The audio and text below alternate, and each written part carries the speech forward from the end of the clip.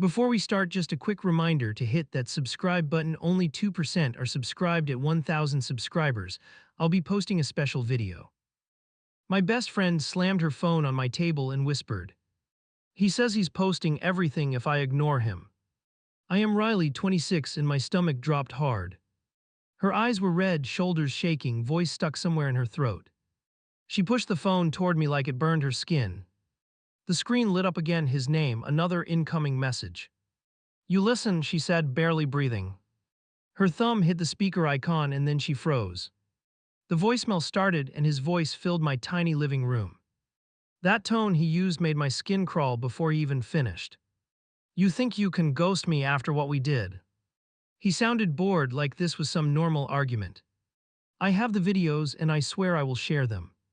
He laughed at his own threat like it was some joke. My friend gripped her knees and stared at the floor.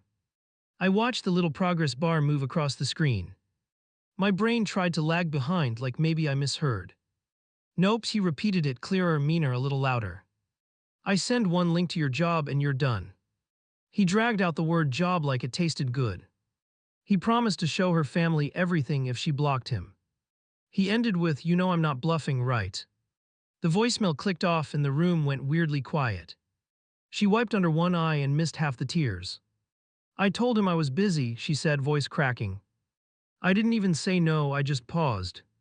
Here is the part where I wish I was noble. Calm, wise, instantly collected, you know the type. Instead, my first thought was stupid and selfish and sharp. If he had that on her, what else did he collect? Another notification buzzed before I could say anything. New message from him, subject line full of laughing emojis. I opened it and saw screenshots of their chat history. He had highlighted every flirty line like it was evidence. You begged for it, the next message read, no hesitation. Remember that before you act innocent. My friend shook her head over and over. I didn't, she whispered, voice thin, I really didn't. I believed her instantly, and I know that sounds biased. People online always demand proof and every little detail. They were not sitting here watching her body fold in. They did not hear how his voice changed when he threatened. Another voicemail popped up while we stared at the screen. I hit play before she could stop me, hands already sweating. This time he sounded annoyed, a little out of patience. You have 1 hour to call me or I start sharing. 1 hour? He said it like a timer on a game. Like he had some twisted schedule for her humiliation. Like her panic was a minor inconvenience for his evening. She looked at me with this desperate half-hope. I thought it was just flirting, she said, almost apologizing. I trusted him for like 2 weeks and then this. She swallowed hard and asked, am I screwed now? I wanted to hug her to tell her it would vanish. Instead, my head started cataloging every risk in silence. Her job, her parents, her younger cousins who followed her online. All the people who did not need to see any of that. I can call the police, she said, then winced. She already knew what they might say, I could tell. Why send those pictures, why meet him, why trust him? Every question would land on her, not on him. Let me see everything, I said, finally moving. We scrolled through the chat, fingers shaking, breath shallow. He had asked for photos and she had sent some. Every file name felt like a small loaded gun on the screen. He described exactly where he had saved them in one message. Cloud backup, private drive, multiple copies for his security. I read that line twice, then a third time, then again. That was the moment something sharp settled into my chest. You are not calling him, I said, hearing my own voice. She flinched, then nodded, then stared back at the phone. He said an hour, she whispered, watching the clock creep. I watched with her and felt something dark rearrange inside me. This is the part I keep circling when I replay that night. Did I help because I loved her or because I was furious? Did I want to protect her or did I want to hurt him? All three felt true and I hate admitting that mix. Another message dropped in while we argued with ourselves. A short video this time, a quick flash of her face. He added the line, imagine this playing on every screen tomorrow. My friend covered her mouth like she might actually throw up. I took the phone out of her hands and locked the screen. If he wants a game, I said, heart racing way too fast. We are not playing by his rules tonight. I meant it even though I had no plan yet. Later I would look back at that exact second. The sound of the lock click, her wet eyes, my shaking fingers. That tiny decision turned into everything that followed. By the time his hour ran out, I was already loading the first card. I opened my laptop before that stub. Its deadline even ended. My friend hovered behind me, chewing her thumbnail raw. We watched the time on her screen climb past his threat. Nothing dropped anywhere yet, and my pulse pounded like something exploded. I told her quietly that silence from him was not peace. Check everywhere, she leaned closer, breath short and choppy. Inbox, socials, whatever he could use, please just look. Her voice kept breaking on random words like the air hurt. I nodded once and pulled the keyboard closer like it weighed more. In my head, I already knew this would not stay small. I typed his handle into the search bar with shaky fingers. Same letters she had shown me earlier, same smug little combo. Search results popped up in a row, one after another. Streaming account, public profile, some old comment threads on random posts. He recycled that username everywhere, like he believed nothing could touch him. I clicked the streaming link first, just following the fastest instinct. His face stared back from the banner, grinning like he owned people. Short clips sat pinned with titles about conquering and crushing and winning. He joked in one caption about fans who owe him private content. My back muscles tensed so hard I almost pushed the chair away. Is that really him? She grabbed my shoulder and squinted at the header. That is his jawline, I answered, hating that I recognized it. He bragged in his bio about being unbothered and impossible to cancel. Underneath, one viewer had commented that he was a menace offline too. That word lodged in my chest and stayed there like a splinter. I scrolled through the chat replay from an old live session. His followers hyped him up whenever he teased some vague, crazy story. He described a girl who disappeared after a hookup and laughed cold. He said he still had everything and dropped a winking emoji after. My friend put her head down on the table and whispered curses. You are not the first, my voice sounded rough and too calm. That joke is not a joke if he does this to you. She lifted her head slowly, eyes hard now instead of only scared. If he has done this before, she said, then we nail him. Her tone shifted from panic to something sharper and it jolted me. I opened a new tab and searched the handle with the word warning. Then with creep, then with block, then with stay away from. Little fragments showed in different corners of the internet, all scattered. One user mentioned a guy who pushed for explicit pictures then flipped. Another described threats about sharing clips if she refused another meeting. None of them dropped his full name, only that same digital alias. Same pattern though, same timeline, same weird obsession with control afterward. I clicked through every comment thread and took screenshots without overthinking. Every capture I saved felt like a tiny brick on my side. I did not know the plan yet, but I knew I was building. Can we contact them? She pointed at one of the posts, eyes blazing. Maybe later, I answered, because chaos from strangers would complicate everything. Right now I needed structure, even if my heart refused to slow down. I created a folder and dragged every new image into it fast. I renamed each file with dates and short notes like I was staff. I moved next to his public profile on another platform, hands buzzing. Comments under his pictures were loud, half thirsty, half irritated at his attitude. A few users called him out for ghosting after hookups like a coward. One person wrote that he recorded without asking and bragged about it. That line made my throat feel tight because now I saw the pattern. He thinks this is a game, I muttered, tapping the screen once. He collects people, keeps receipts, then dangles them whenever he feels ignored. Saying it out loud made me want to throw something heavy. My friend stared at the profile like it might bite if she blinked. He enjoys this, she said softly, and that word enjoy nearly broke me. I pushed the chair back and paced once across the room. Calling him would feed that thrill, and I refused to hand it over. Reporting him with just messages felt thin, like yelling into a void. I needed proof that he admitted everything while believing he was safe. I needed him relaxed, careless, unaware that someone watched from another angle. That thought slid into place and stayed there, ugly but effective. What if he talks more freely to someone new? I said slowly. My friend straightened, tracking my expression, trying to catch up. What are you thinking? She asked, fingers twisted together in tight knots. I already hated the idea and still could not drop it. I opened the dating app he had used to meet her originally. My old profile sat there half abandoned, dusty but still technically alive. I almost used it, then stopped with my finger over the icon. He would recognize me from photos she had shown him, even briefly. I need dead someone he did not know existed, someone he could underestimate. I am making a fresh account, I said, pulse jumping in my neck. Why, she asked, even though her eyes already guessed the answer. Because he already believes he holds all the cards with you. If another match appears, he will brag and he will slip. She swallowed hard, torn between dread and a small vicious spark. I created a new email, nothing that linked back to me. Each field I filled felt like stepping deeper into something irreversible. Username, age range, general area, a few harmless interests to seem normal. I skipped every unnecessary detail, only giving what would bait someone like him. I knew his type now because he wrote it himself in every caption. What about pictures, my friend asked, voice thin but oddly steady. We cannot use yours, obviously, or anyone you actually know. I nodded and stared at the empty avatar circle like it stared back. I hated this part the most, dragging some stranger into the trap. Still, I reached for a folder of old random selfies from distant acquaintances. In the end, I used edited shots from a model account he did not follow. I cropped them tighter, changed tiny details, blurred identifying marks slightly.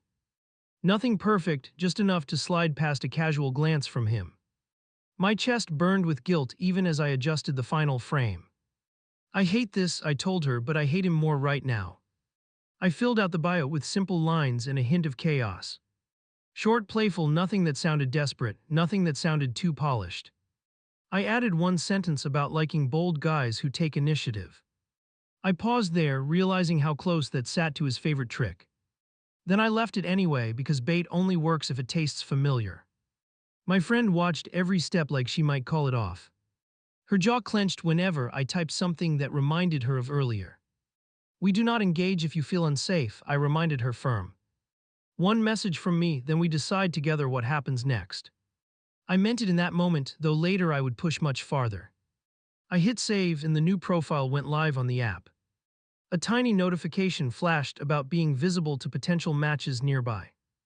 I adjusted the distance settings to match where he usually searched. I remembered reading that detail from one of his bragging posts. Every slider I moved felt like tightening a net around something dangerous. Now what? She asked, rubbing her arms like the air went cold.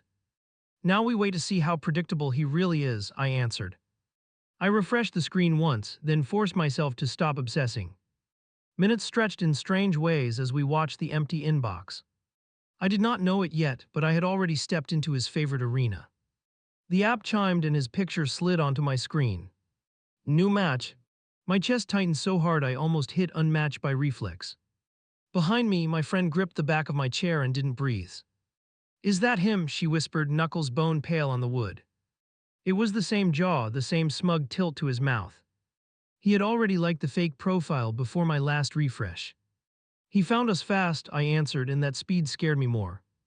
His first message arrived before we could blink the shock away. Damn, you are trouble, he wrote, followed by a string of emojis. No hello, no question, just instant possession vibes through plain text. I felt something sour crawl up my throat as I stared at it. I forced my fingers to move and typed a light reply back. Depends who is asking, I wrote with a teasing face at the end. My friend watched each letter, ready to snatch the phone away. I hit send anyway, and it felt like stepping off a ledge. He answered with another line almost immediately, like he waited. Guy who knows how to handle a wild girl, he wrote. Then another message dropped right under it without any pause. You local, or are you just torturing me for fun? I could have ignored that last part, but I leaned into it. Guess that depends, I typed, dragging out each word on purpose. How do you handle a girl like that? I wrote, then hesitated. I added talk is free, proof is better, and pressed send fast. My friend let out a short, nervous laugh that died quickly. You sound like him, she murmured, rubbing her forehead in tight circles. I know, I muttered, hating how easy that voice came to me. Getting inside his head meant tasting how he talked, and it sucked. He sent a longer block of text that almost filled the screen. He bragged about being intense, about not wasting time on shy people. He claimed he liked girls who commit and do everything on camera. Each phrase landed like it had been rehearsed on other women already. While he rambled, I took quick screenshots with my other hand. Click scroll, stacking evidence while staying in character. Sounds risky, I wrote back, pretending to hesitate just. Enough. I usually do not share that kind of thing without guarantees. He jumped at the word guarantees like a dog hearing a bell. Guarantees go both ways, he answered, followed by another smirking emoji. I only invest in someone who understands leverage, he wrote next. That word made my shoulders tense because I knew what he meant. I pushed anyway. If I send something spicy, I typed slowly, pulse pounding hard. You are not the type to use it against me, right? I added. Had one guy go weird on me once, not doing that again. My friend flinched at that message and moved away from the chair. You're using me as the example, she said, voice shaking with anger. Yeah, I answered, eyes still on the chat, because he deserves it. The guilt slid in under my ribs anyway and made everything feel heavier. His reply took a little longer this time, which worried me. You had a dude try to pull some revenge stuff on you, he wrote. Guy sounds dumb, followed by a laughing emoji that felt like a slap. Then I am smarter than that, babe, I know how to keep things controlled. I stared at that last line and knew I had him partly. He had just admitted comfort with the entire idea, even while flirting. It was not enough for any official complaint, not yet anyway. I needed him to talk specifics, show exactly what he called controlled. So I pushed the conversation toward receipts as gently as I could. Controlled how? I asked, adding a shy emoji to soften the suspicion. Like you delete stuff or lock it up somewhere safe, I wrote. I let the 3 dots disappear and reappear twice before sending it. He answered with a little brag that made my skin crawl all over. Both, he wrote, then continued before I could react to that. I do not lose anything I want to keep, he added. Cloud backup, secret folder names, all that, then another careless laugh. I snapped more screenshots and dragged them into the growing folder. My friend paced behind me, hugging herself like she was freezing. You see that? I pointed at his words and zoomed in. That is him explaining his system in his own voice while flirting. She looked like she wanted to scream and throw up together. Make him name it, she muttered, eyes locked on the phone screen. Make him spell out exactly what he has in there, please. I nodded once, feeling my own breathing start to stutter with adrenaline. I typed slower now, careful not to scare him off too early. Kinda hot but kinda terrifying, I wrote, pretending to be nervous. Ever keep stuff from girls who disappear? I asked, adding a wink. Or do they have to behave to stay off your naughty list? He sent a reaction to that line first, some stupid shocked emoji. Then another long message arrived in several short bursts, one after another. Depends, he wrote, when a girl respects me we are cool. If she ghosts me like an ungrateful brat, I hold the upper hand. My eyes flicked automatically to my friend and she knew. Her jaw clenched so hard I thought she might crack a tooth. That is me, she whispered, pressing her hand flat over her chest. He is literally describing me while trying to pick up someone new. I made my next message sound playful even though my hands shook. So if I vanish, I wrote, you would hang on to everything. Just in case I needed a reminder who I belong to, I added. I hated typing those words, but I loved what they might pull. He took the bait with humiliating enthusiasm that turned my stomach. Kinda yeah, he answered, then followed with another line right away. Had a girl do that recently after a wild night, he wrote. She forgot I keep receipts, so now she knows better who is boss. My friend moved to the sink and gripped the edge with both hands. She forgot I keep receipts, she repeated, almost laughing from disbelief. That is literally how he texted me earlier, word for word.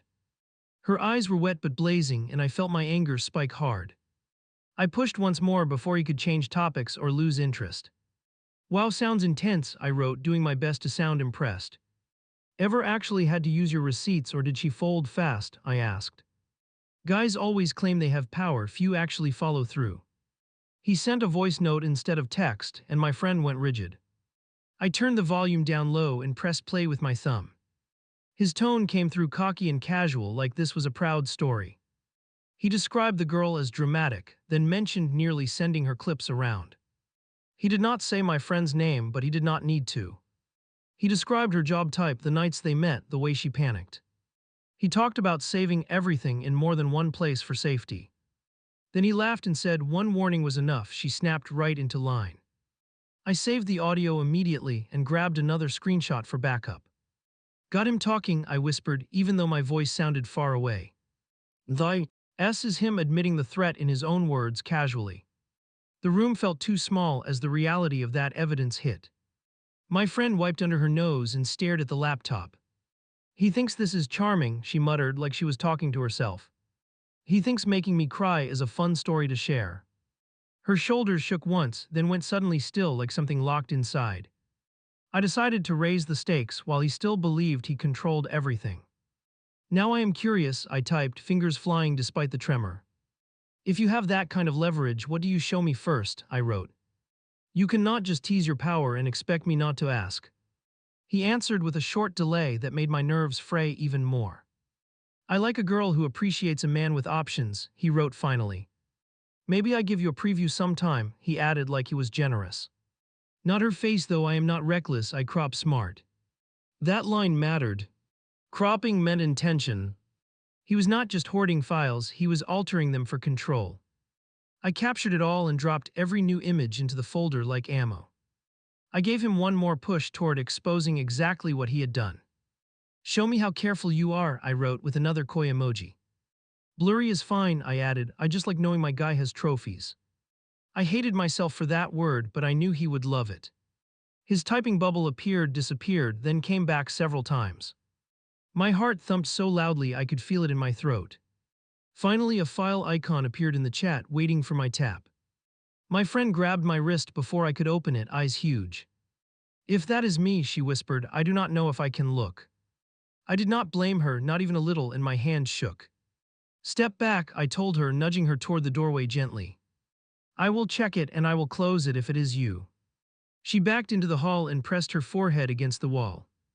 I tapped the file and held my breath while it loaded slowly. A cropped shot filled the screen, intimate but without any visible face.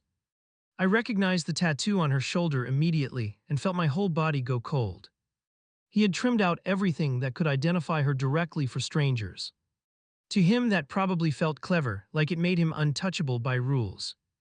To me it looked like proof that this was deliberate, calculated blackmail. I saved the file without hesitation and named it with the timestamp and app. Once that was done, I moved to secure another piece just as important. You are insane, I wrote, keeping the tone playful despite my shaking. Now I need to see that you are not all talk either, I added. Send something of yours so I know I am not the only one exposed. He responded with a laughing reaction first, then another text bragging. Fair trade, he wrote, but I pick what you get, not you. A moment later, another file came through, marked as a private image. I tapped it and saw exactly enough to know he was now compromised too.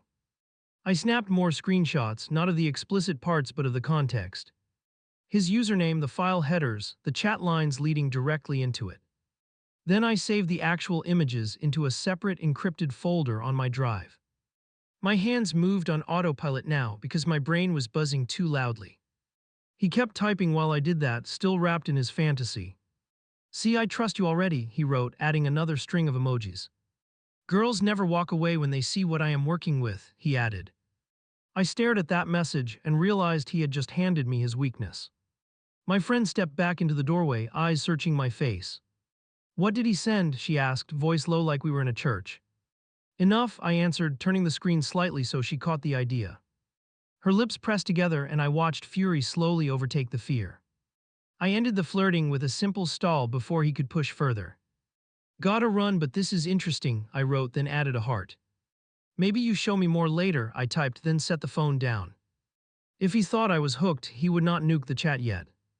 I opened the evidence folder and counted the pieces sitting there. Screenshots of his bragging, his explanation of storage, his threats disguised as jokes. Audio of him talking about my friend like a story for entertainment. Images proving he edited her clips and shared his own without hesitation. Looking back, this was the turning point that still haunts me. I did not just have enough to protect her, I had leverage. Real leverage, the kind he assumed no one would ever hold against him. For the first time that night, I felt the urge to use it. I opened a blank message window and my hands started shaking. Not the dating app this time, a fresh anonymous mailbox on my screen. My friend watched from the couch with her knees pulled tight to her chest. She already understood that whatever I wrote now would change Everett. Hang. Are we really doing this? She asked, voice rough from crying earlier. If we ping him like this, he could blow up somewhere else. I stared at the cursor blinking in the subject line and felt my pulse jump. I am done letting him pick the battlefield, I answered, even though doubt chewed at me. I copied his direct contact from the streaming page and pasted it into the bar. Work address, the one he used to chase sponsors and clout and praise. I added his other inbox from the dating profile for good measure. Seeing both addresses in one line made the whole thing feel heavier. For the subject, I typed 3 words and then erased them twice. Finally, I wrote regarding your files and left it sharp like that. No emoji, no fluff, just a phrase that would punch his nerves. My friend sucked in a breath when she read it over my shoulder. In the body, I forced myself to keep it clean and cold. No venting, no insults, just facts I could point at later. You store explicit recordings of partners without consent when in first. Then you also threaten to share them if they do not obey. I dragged one of his own pictures into the draft and watched it attach. Nothing graphic showed in the preview, just enough to prove it was him. Beside it, I dropped the clip he had sent of my friend with her face removed. I added the chat captures where he bragged about backups in private folders. My friend flinched when her body appeared in that tiny square on screen. Blur my tattoo at least, she whispered, gripping the cushion with both hands. She was right, so I opened a simple editor and smudged the pattern. The outline vanished just enough that strangers would not recognize her instantly. While the edits processed, I kept writing the message in short, precise lines. If these materials ever surface, I typed, everything in this email goes public. You are already documented describing your storage and your threats, I continued. You are not the hunter in this situation anymore, I finished and felt a strange calm. I listed the places I could send the package if he pushed back. His employer, the platforms hosting his content, the department that handled misconduct. I did not know exactly which office yet, but I knew they existed. Just writing those targets made the power balance tilt a little in my head. Then came the demand, the part that still makes me wince when I remember it. You will erase every recording and image of this woman and others like her. You will provide proof of deletion in the form of full screen captures. You will send her a written apology acknowledging your actions were abusive. My friend sat up straighter when she read that last line on the draft. I do not know if I even want to hear from him again, she said. Then the apology is for the record, I answered, throat tight under the words. For you, for anyone else he has pulled this on, for whoever comes next. I added a deadline that mirrored his earlier stunt but pushed further. You have 24 hours to comply, I wrote, choosing the number deliberately. After that, distribution begins without further warning, I added, and my hands steadied. It felt cruel and necessary at the same time, which is a dark combination. At the end, I signed with a name that was not mine and not hers. Just 3 initials and the phrase, I am not bluffing. I hesitated before adding one more line, short and ruthless. You are the one holding contraband here, remember that when you panic. My finger hovered over the send button and my stomach knotted hard. We can close this and go straight to the police instead, I said. I meant it, even though half of me was already over the edge. My friend watched my hand instead of my face and finally nodded once. Send it, she whispered, voice hoarse but steadier than before. If he wants to play with fear, let him feel all of it. There was a small wild light in her eyes now that scared me. I clicked send and watched the progress bar crawl across the top. The message left the outbox and a tiny confirmation popped up in the corner. That little notice felt louder than any voicemail he had thrown at us. I stared at it until the screen blurred around the edges from strain. Now we were the ones with the clock running, not just him. Almost immediately my phone buzzed with a new notification from the app. He had messaged the fake profile again, asking where I went so suddenly. Do not answer, my friend muttered, hugging herself and shaking her head. If he smells something off, he will nuke everything out of spite. She was right, so I let his message sit there and go unread. Instead, I opened the anonymous inbox in another tab to watch for movement. The page refreshed once, twice, 3 times with nothing new arriving. Waiting for a predator to react is a special kind of slow torture. I tried to distract myself by organizing the digital evidence into separate sets. One fold, for his bragging, another for the clips, another for text threats. I wrote short labels on each group so a stranger could follow the story. Part of me was already preparing to hand this over to someone official. Do you think I am awful for threatening him back? I asked quietly. My friend sank down onto the rug and shook her head with force. You are not threatening to expose something innocent, she answered, staring ahead. You are threatening to expose exactly what he is proud of. The browser pinged and both of us lurched toward the laptop at once. A new message from him had landed in the anonymous mailbox finally. The preview line read, "You are making a huge mistake," which made my jaw clench. I opened it and felt my pulse jump again as his words filled the screen. He started with denial, which almost made me laugh despite everything. "You have the wrong person," he wrote, which was pathetic with his photos attached. He claimed the clips were staged, that the women knew everything was pretend. Then he accused me of trying to extort him for cash or clout. I answered with 3 short sentences and attached more of his own material. "You named your storage methods in chat," I wrote, keeping my tone flat. "You described the woman from last month in detail," I added, then paused. "You also just admitted in writing that these are actual people," I finished. My friend leaned closer as I hit send and exhaled slowly through her teeth. "He is cornered and still thinks charm or confusion will work," she murmured. Another response from him popped up before she finished talking. This time the subject line had shifted to all caps and fury. Inside, he threatened to report this harassment to the authorities immediately. He claimed he had powerful contacts who would track my address quickly. He swung back to insults, calling me obsessed and unhinged and jealous. Reading those words, I realized he still had not understood that I was not alone. I let him rant through another paragraph of empty intimidation before replying. "This is not a negotiation about my feelings," I typed, fingers hitting harder. "This is documentation of your pattern, which now exists in multiple places. As of now, you should assume nothing disappears, even if this account does." That last part was a bluff, at least at that exact second. I had not shared the files with anyone yet, only the two of us. Still, saying it out loud pushed me toward actually backing it up elsewhere. Fear works on both sides when you start playing with these lines. I included one more detail I knew would twist the knife in his ego. "One of the women you targeted is considering an official report," I wrote. "She already has your audio where you describe what you did proudly. That will sound different when someone plays it back in a uniform," I added. He went silent after that message, which somehow felt worse than his threats. Minutes passed with the empty inbox staring back while my heart thudded. My friend paced a tight line across the room, whispering fragments of curses. Every quiet second made me imagine him smashing hard drives or messaging others. "Maybe he is deleting things," she said finally, stopping near the window. "Maybe he is sending everything right now to prove he is untouchable."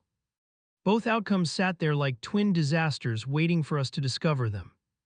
I had to decide whether to trust fear or push once more. I wrote another email that cut shorter than the first two. "Here is what happens next," I began, refusing to soften it with anything. "You send a written apology addressed to the woman you terrorized," I continued. "You also record yourself acknowledging that you stored explicit content as leverage." My friend's head snapped toward me when I typed the word terrorized. "You want him on camera admitting that?" she asked, voice thin but steady. "Yes," I answered, staring at the screen, "because that cannot be spun later. A text can be twisted, a recording of his own voice is harder." In the message, I added exact delivery instructions to remove any wiggle room. He had to send the apology and the recording from his known addresses. He had to affirm that he erased every file related to her specifically. He had to confirm he would never contact her again under any account. To make sure he understood the stakes, I restated the earlier threat clearly. "If I see any sign of retaliation, these materials go out in bundles. One package to your employer, one to administrators, one to platform security. Copies will also be held by other people who already know your name." This time that last part was not a total bluff anymore. While the message sat in drafts, I forwarded a smaller set to my own backup account. Just a handful of key pieces, not everything enough to survive a crash. Hitting send on that forward felt like locking a door behind us. Then I sent the new terms to him and leaned back in the chair. My shoulders ached from tension and my eyes burned from staring at screens. My friend lowered herself onto the couch and covered her face with both palms. We waited in a heavy silence that made every small device sound too loud. When his answer finally arrived, it was only one short question. The subject line shrank back to regular letters, which told me a lot. Inside he had written, "What exactly do you want from me? Nothing else." He dropped the tough act, and for the first time he sounded genuinely afraid. I answered his question with one short line. What I want is proof you erased everything and stopped. No extra words, no threats, just that clean demand. My finger hovered over the trackpad while my heart hammered anyway. His reply crashed into the inbox before I could blink. 7 lines of insults, all caps in the middle, scattered punctuation. He called me obsessed, unstable, pathetic for defending some random hookup. By the end, he promised lawyers, restraining orders, and digital investigations. My friend read over my shoulder and let out a rough laugh. He really thinks grown men in suits will clap for this, she muttered. I zoomed in on one sentence that almost made me choke. You are harassing me over private material I earned, he had written. Earned? That word hit me harder than any insult he threw. I highlighted it, grabbed another screenshot, dropped it in the evidence folder. Every time he opened his mouth, he handed me another loaded line. Another message landed before we finished processing the first one. Now he claimed the clips were art and mutually beneficial content. He insisted she had begged him to record everything for his channel. The desperation bled through his bragging, and that mix told me plenty. I answered with clinical precision, even though my hands were trembling hard. Her consent was not ongoing, I wrote, keeping my tone stripped and steady. She withdrew it when she pulled away and you punished her, I added. Any distribution after that is a different crime, I finished and meant it. While we waited for his next outburst, my friend started pacing again. She could pull everything if she had behaved, she said, quoting him. She dragged her fingers through her hair and stared at the wall. He thinks I misbehaved, she whispered, because I got scared and stopped. Another email slammed into the thread with a huge subject line again. You do not understand how this world works, he wrote at the top. Underneath he talked about girls who use men then cry later. He wrote that this was high-level game and she lost. Then he made the mistake I had been waiting for all night. I have plenty of content from other girls that never complained, he wrote. He listed a rough number, higher than I expected, almost casual. He added none of them ran to mommy or cops when I pushed. My fingers went numb for a second and I just stared. Did he seriously just admit that in writing? My friend asked, voice sharp. I grabbed another screenshot and flagged it with 3 red exclamation marks. That line right there, I said, belongs in front of someone official. This is where my stomach twisted in a different way. Going to the police meant dragging everything into fluorescent light and judgment. It meant strangers hearing about positions and camera angles and shaky decisions. It meant listening to sighs when someone thought she should have known better. Do you want this on record? I asked, looking straight at her. I will back you either way, but that part is yours. She stared at the inbox, jaw clenched, eyes shining but not spilling. Then she nodded once, slow but solid, like dropping a weight. I do not want him doing this to some 18-year-old, she said. That is what keeps hitting me, she added, voice barely above a whisper. It is already bad that I got sucked in at my age. The thought of a kid dealing with this makes me feel sick. That was the moment my own fear shifted into something colder. I opened a new tab and searched for the local non-emergency number. Dialing felt worse than messaging him, which surprised me more than it should. My thumb hovered over the call icon and then pressed down hard. When the operator answered, my voice came out too fast and shaky. I forced the words into a simple explanation, short and direct. There was a guy with intimate recordings, threats, and proof in writing. We had saved everything, and one of his targets was in my living room. They transferred us to someone who handled online exploitation cases specifically. The man on the line spoke slowly, like he was used to panic. He asked if we were safe in that moment and if he knew our address. After we confirmed the basics, he offered 2 options in that same tone. We could submit everything through an online portal and wait for review. Or we could come in that night and talk to a detective. Waiting sounded safer and less humiliating, I will not lie. But we had already spent hours dancing around his threats and promises. Let us go in, my friend said, tugging on her sleeves nervously. I do not want to sit home refreshing my email all night. I agreed before my fear could build another wall in my chest. The man on the phone gave us the address and a case number. On the way out, I copied the entire evidence folder to a small drive. I slipped it into my pocket and checked that it sat firmly there. Then I forwarded the most important screenshots to a cloud account again. Paranoid maybe, but losing everything now would have broken something inside me. We sat in the car in the parking lot for a full minute. Neither of us moved, both staring straight ahead at nothing. Last chance to change your mind, I said, hand on the door handle. She took a shaky breath, wiped her cheeks, and stepped out first. Inside, the reception desk worker looked tired but not surprised by our story. People like him walk through their files every week, that became clear. We did not get disbelief, we got forms and a waiting area. My friend squeezed my wrist so hard I could feel her pulse. While we waited, my phone buzzed nonstop in my bag beside me. I pulled it out once and saw his name filling the notification list. He alternated between rage and sudden fake concern in the preview lines. Talk to me, one message read, before you do something you regret. I silenced the phone and placed it face down on the chair. Then I changed my mind and flipped it back over again. If he incriminated himself more, I wanted a record of the timing. Every new vibration felt like a drumbeat marching towards some breaking point. A woman in plain clothes finally called my friend's name through the doorway. We both stood and almost collided with each other in the narrow hall. The woman introduced herself with a short nod, then looked at our faces. "Which one of you is directly affected?" she asked, already scanning for signs. My friend lifted her hand halfway and then let it drop. "I am," she answered, voice small but clear enough to carry. I stepped closer and held out the drive with a tight grip. "I am the one who baited him into talking," I added, pulse racing. The detective raised an eyebrow at that part, then gestured us inside. She led us into a compact room with 2 chairs and a table. She powered on a computer and plugged in the drive with practiced movements. "Tell me what you have and how you got it," she said. I started with the threats because that framed everything else cleanly. His ultimatums, the countdown, the clips he waved over her head. My friend stared at her hands as I spoke, cheeks burning with shame. The detective did not flinch, she just clicked through folders and nodded occasionally. When I got to the fake profile, my stomach clenched again. "I know that part is messy," I admitted, heat creeping up my neck. "I pretended to be someone else to make him brag," I continued. "I also got explicit content from him in the process," I finished. The detective paused, then turned the monitor slightly so we could see. "This is not ideal," she said, "but he is the one exploiting.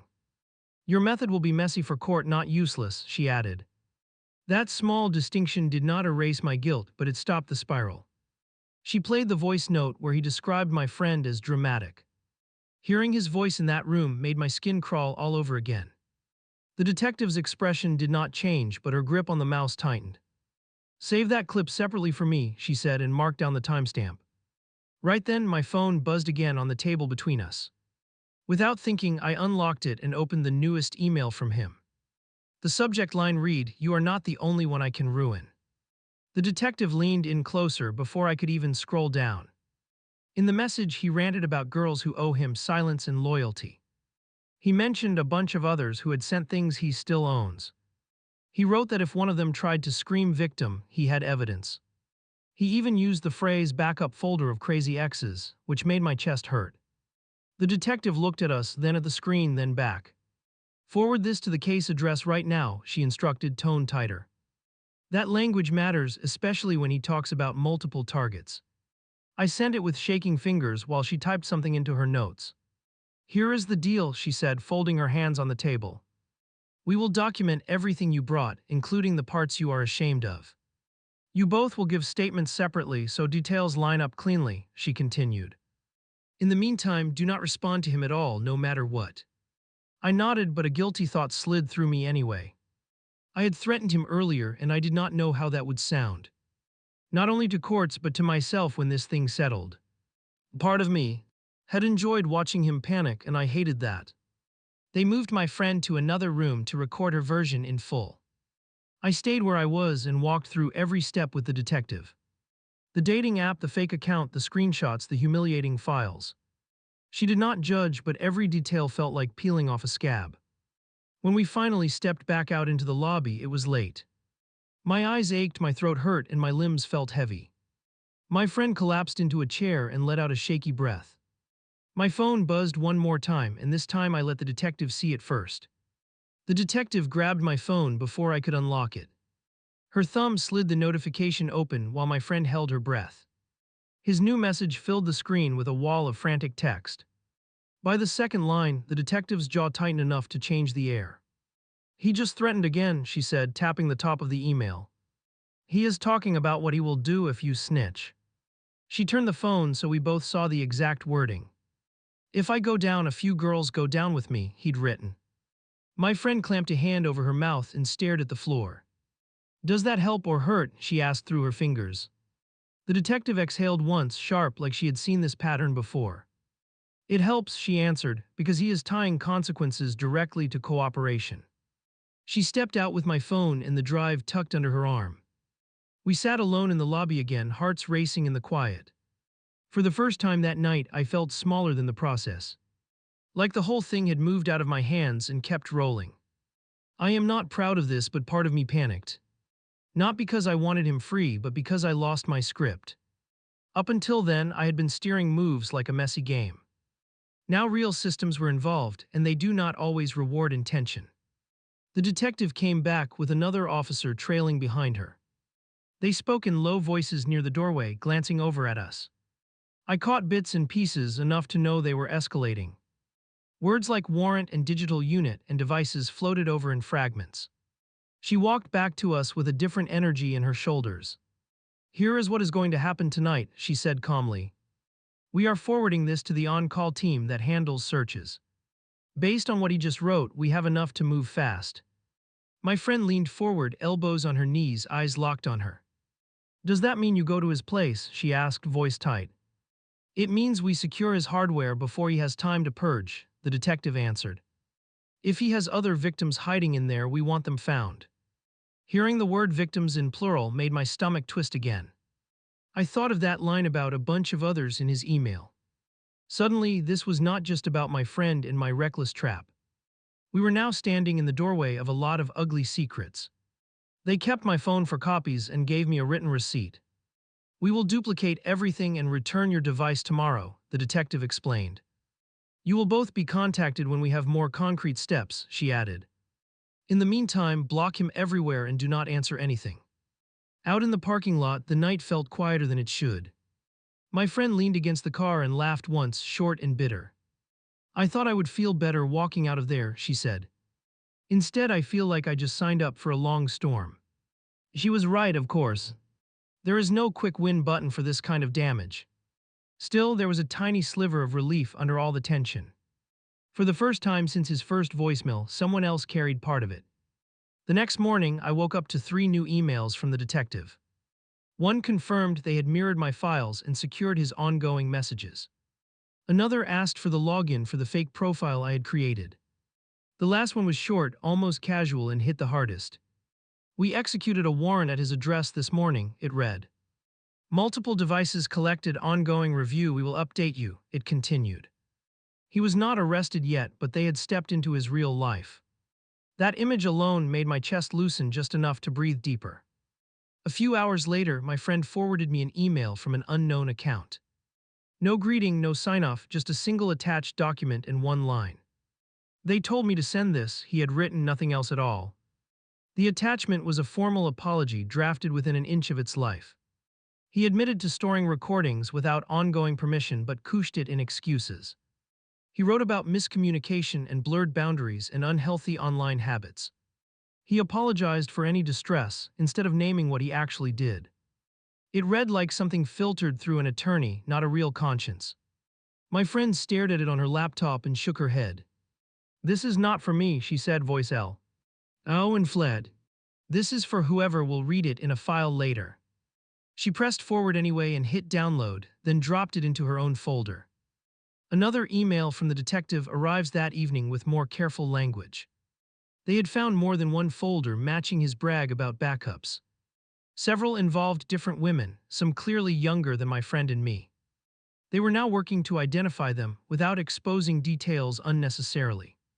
Reading that made me feel 2 things at the same time. One was a twisted sense of vindication that we had been right. The other was this heavy guilt that I had only moved when it touched us. I kept thinking about all the earlier comments calling him a menace. "That is not on you," my friend said when I confessed that later. "You cannot fix what you never knew for sure," she added. We acted when we had proof, not gossip, she reminded me. I nodded, but there was still a sour taste that would not leave. His public accounts started glitching over the next few days. First, his streaming channel went offline without any explanation posted. Then his main profile vanished, replaced with a generic suspension notice. Screenshots of his old posts floated around for a while, then slowed. You would think that part would feel like a movie win. Bad guy loses his platform, victims cheer, world applauds, credits roll. That is not how it actually lands inside your body, at least not mine. Instead, I kept checking over my shoulder like he might appear anyway. We met with the detective again a couple weeks later for an update. She explained they were pursuing charges related to unlawful recordings and extortion. She also mentioned that my messages might come up if this went to trial. Your threats will probably be framed as panic, not malice, she said. I laughed awkwardly when she said that because I was not sure. Yes, I had acted out of fear for my friend, that part is true. But there had also been a fierce rush when he finally sounded scared. I do not like that part of myself, and it is still there. Did I go too far? I asked her once my friend stepped outside. The detective studied my face for a second before answering slowly. You pushed back against someone who abused power for a long time, she replied. Could your choices complicate things legally? Sure, but his pattern stands on its own. That answer did not wash everything clean, but it steadied me. I realized I kept trying to turn this into a simple moral equation. Hero, villain, clear lines, everyone neatly sorted into their roles. Real life does not care about that kind of clean story, unfortunately. My friend started therapy after all of this, which she let me mention. First session left her drained, but she went back anyway the next week. She texted me afterward, he is not in my head for free anymore. That line stuck with me harder than anything the detective ever said. As for me, I deleted the fake profile the day we left the station. I removed the app from my phone a little later, more symbolic than necessary. I kept the evidence folders though, backed up in more than one spot. Not because I want to stare at them, but because I refuse to forget. Sometimes I replay that night from the beginning and question every move. If I had never catfished him, would he have detonated anyway? If I had stayed silent, would my friend still be waiting for the blow? If I had pushed harder, would more women have come forward sooner? I do not have clean answers for any of that, and it bothers me. Here is what I know, the only part that feels solid. He is no longer sitting behind a screen deciding who gets terrified next. He is finally the one explaining himself to people who are not impressed. My friend still jumps when her phone buzzes in a quiet room. I still tense up when I hear a certain tone in a guy's voice. We are not magically healed because his platforms disappeared and his devices got seized. We are just two people who dragged one predator into the light and walked away changed.